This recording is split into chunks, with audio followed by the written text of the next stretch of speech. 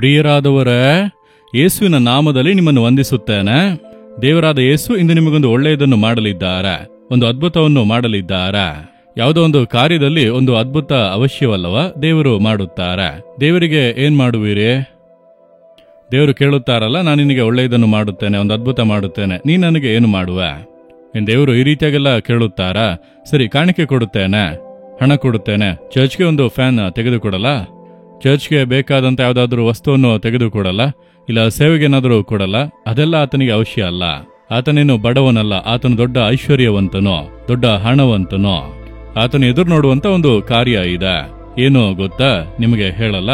ಸತ್ಯವೇದದಲ್ಲಿ ಏಷಾಯ 49ನೇ ಅಧ್ಯಾಯ 3ನೇ ವಾಕ್ಯದಲ್ಲಿ ದೇವರು ಹೇಳುತ್ತಾರೆ, ನೀನು ನಾನು ಪ್ರಭಾವ ಹೊಂದುವಂತ ಇಸ್ರಾಯೇಲು ಆಗಿದ್ದೆ. ನನ್ನ ಮಗನೇ, ನನ್ನ ಮಗಳೇ, ನಿನ್ನಲ್ಲಿ ನಾನು ಪ್ರಭಾವ ಹೊಂದುವೆ. ಅಂದ್ರೆ ಆತನು ಎದುರು ನೋಡುವುದೇನು? ನಿನ್ನಲ್ಲಿ ನಾನು ಮಹಿಮೆಗೊಳ್ಳಬೇಕು, ನಿನ್ನಲ್ಲಿ ಜನರು ನನ್ನನ್ನು ನೋಡಬೇಕು. ಅದಕ್ಕಾಗಿ ಅದ್ಭುತ ಮಾಡುತ್ತೇನೆಂದು ಹೇಳುತ್ತಾರೆ. ಅನೇಕ ವರ್ಷಗಳ ಹಿಂದೆ ಒಂದು ಊರಿಗೆ ಹೋಗಿ ಸೇವೆಗಾಗಿ ಒಂದು ಕಡೆಯಲ್ಲಿ ತಂಗಿದ್ದೆವು. ಆ ಸಭೆಯ ಸೇವಕರು ಹೇಳಿದರು, ಒಬ್ಬ ಸಹೋದರ ಅವರು ಕೈಕಾಲು ನಿಷ್ಕ್ರಿಯವಾಗಿ ಹಾಸಿಗೆ ಹಿಡಿದ ಅವಸ್ಥೆಯಲ್ಲಿ ಇದ್ದಾರೆ, ಅವರಿಗೆ ನಡೆದುಕೊಂಡು ಕೂಟಕ್ಕೆಲ್ಲ ಬರುವುದಕ್ಕೆ ಆಗದು, ಅವರ ಮನೆಗೆ ಹೋಗಿ ಪ್ರಾರ್ಥಿಸಿ ಬರೋಣವ ಎಂಬುದಾಗಿ ಕರೆದರು. ನಡೆಯುವುದಕ್ಕಾಗದು, ಹಾಸಿಗೆ ಹಿಡಿದಿದ್ದಾರೆ ಎಂದು ಹೇಳುತ್ತೀರಿ, ಸರಿ ಬರುತ್ತೇನೆಂದು ಹೋದೆನು. ನಾನು ಸೇವೆಯಲ್ಲಿರುವಂತಹ ಕೆಲವ್ರನ್ನ ಒಟ್ಟಿಗೆ ಅವರ ಮನೆಗೆ ಹೋದೆವು. ಒಂದು ರಸ್ತೆ ಪಕ್ಕದಲ್ಲಿರುವಂತ ಮನೆ. ಅವರನ್ನು ನೋಡಿದರೆ ಒಬ್ಬರು ಮಧ್ಯವಯಸ್ಕರು, ಅವರಿಗೆ ಹೆಚ್ಚು ಕಡಿಮೆ ಒಂದು 35-40 ವರ್ಷ ಇರಬಹುದು, ಹೆಚ್ಚಂದ್ರೆ 40. ಅವರ ಹೆಂಡತಿ, ಮಕ್ಕಳು, ಚಿಕ್ಕ ಚಿಕ್ಕ ಮಕ್ಕಳು. ಕುಟುಂಬದವರು ಬಹಳ ದುಃಖದಿಂದ ಇದ್ದಾರೆ. ಅವರ ಕೈಕಾಲುಗಳು ನಿಷ್ಕ್ರಿಯವಾಗಿ ಹಾಸಿಗೆ ಹಿಡಿದಿದ್ದಾರೆ.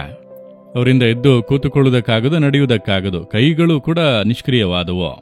ನಾನು ಹೋದ ಕೂಡಲೇ ಅವರ ಬಂಧುಗಳೆಲ್ಲ ಬಂದಿದ್ದರು. ಒಂದು 3-4 ಜನ ಸೇರಿ, ಅವರೆಲ್ಲರೂ ಸೇರಿ ಅವರನ್ನು ಹಾಸಿಗೆಯಿಂದ ಮೇಲೆತ್ತಿ ಕೂರಿಸಿ ಹಿಂದೆ ಹಾಗೆ ಹಿಡಿದುಕೊಂಡರು. ಕೈಗಳೆಲ್ಲ ನಿಷ್ಕ್ರಿಯವಾಗಿ ಹೋಗಿದೆ. ಹಾಗೆ ನನ್ನನ್ನು ನೋಡಿದರು. ನನಗೆ ಅದನ್ನು ನೋಡಿ ಬಹಳ ದುಃಖವಾಯಿತು. ಹೆಂಡತಿ, ಚಿಕ್ಕ ಚಿಕ್ಕ ಮಕ್ಕಳು, ಇವರು ಹೋಗಿ ಕೆಲಸ ಮಾಡಿದರೆ ಮಾತ್ರ ಕುಟುಂಬವನ್ನು ನಿಭಾಯಿಸುವುದಕ್ಕೆ ಸಾಧ್ಯ. ಈಗ ಕುಟುಂಬವೇ ಕಣ್ಣೀರಲ್ಲಿ ನಿಂತಿದೆ. ಒಂದು ದಿನ ನಾನು ಮರಣದ ಹಾಸಿಗೆಯಲ್ಲಿರುವಾಗ ನನ್ನ ತಾಯಿ, ನನ್ನ ಕುಟುಂಬದವರು ದುಃಖದಲ್ಲಿ ಇದ್ದರಲ್ಲ, ಅದರ ನೆನಪು ಬಂದಿತ್ತು. ಬಹಳ ಭಾರದಿಂದ ಹೃದಯದಲ್ಲಿ ದೇವರನ್ನು ನೋಡಿ ಬಹಳ ದುಃಖದಿಂದ ಪ್ರಾರ್ಥನೆ ಮಾಡಿದ, ದೇವರೇ ಇವರನ್ನು ಕರುಣಿಸಿರಿ ಎಂಬುದಾಗಿ. ಆಗ ದೇವರು ಮಾತನಾಡಿದರು, ನಾನು ಅವನನ್ನು ಗುಣ ಮಾಡುತ್ತೇನೆ, ಅವನು ನನಗೆ ಏನ್ ಮಾಡುತ್ತಾನೆಂಬುದಾಗಿ ಕೇಳು ಎಂಬುದಾಗಿ. ತಕ್ಷಣ ನನಗೆ ಬಹಳ ಸಂತೋಷ. ದೇವರ ಆ ರೀತಿ ಹೇಳಿಬಿಟ್ಟರೆ ಒಂದು ಅದ್ಭುತ ನಡೆಯುತ್ತದೆ ಎಂಬುದಾಗಿ ನನಗೆ ಗೊತ್ತು. ಅವರನ್ನು ಎತ್ತಿ ಕೂರಿಸಿದರು. ಅವರ ಪಕ್ಕಕ್ಕೆ ಹೋದೆನು. ಯೇಸು ನಿಮ್ಮನ್ನು ಗುಣ ಮಾಡುತ್ತಾನೆ, ನೀವು ಆತನಿಗೆ ಏನು ಮಾಡುತ್ತೀರಿ ಎಂಬುದಾಗಿ ಕೇಳಿದ. ಯೇಸು ನಿಮ್ಮನ್ನು ಗುಣ ಮಾಡುತ್ತಾನೆ, ನೀವು ಆತನಿಗೆ ಏನು ಮಾಡುವಿರಿ ಎಂಬುದಾಗಿ ಅವರ ಬಳಿ ಕೇಳಿದ ಕೂಡಲೇ ಅವರು ಹೇಳಿದಂತ ಮಾತೇನು ಗೊತ್ತಾ?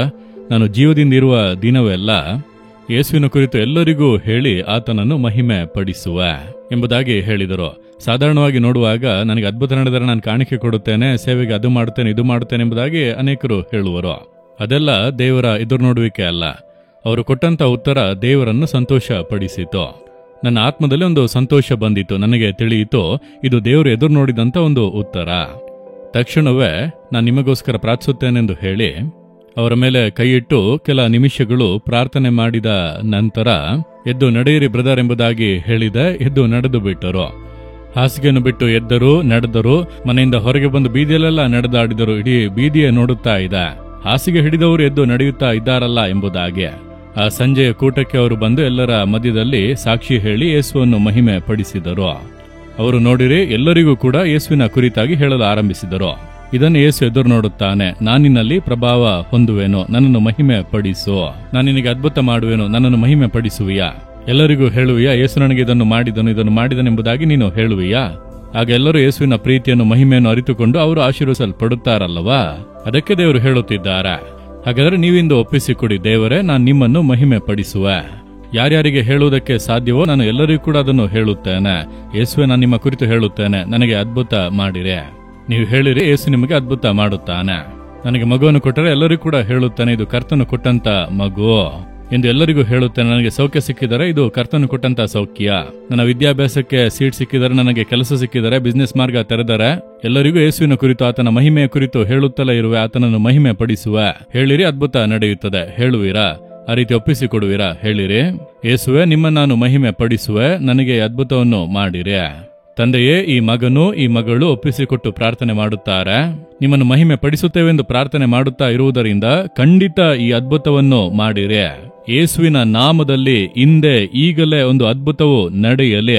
ಸೌಖ್ಯ ಉಂಟಾಗಲಿ, ಬಿಡುಗಡೆ ಉಂಟಾಗಲಿ, ಮಾರ್ಗಗಳು ತೆರೆಯಲ್ಪಡಲಿ, ಆಶೀರ್ವಾದ ಉಂಟಾಗಲಿ. ಅದ್ಭುತ ಮಾಡಿ ಅವರನ್ನು ಸಂತೋಷ ಪಡಿಸಿರಿ. ನಿಮ್ಮ ನಾಮ ಮಹಿಮೆಗೊಳ್ಳಲಿ. ಯೇಸು ಕ್ರಿಸ್ತನ ನಾಮದಲ್ಲಿ ಪ್ರಾರ್ಥಿಸುತ್ತೇನೆ. Amen, amen. Jesus redeem Kannada YouTube channel ಅನ್ನು ಸಬ್ಸ್ಕ್ರೈಬ್ ಮಾಡಿ.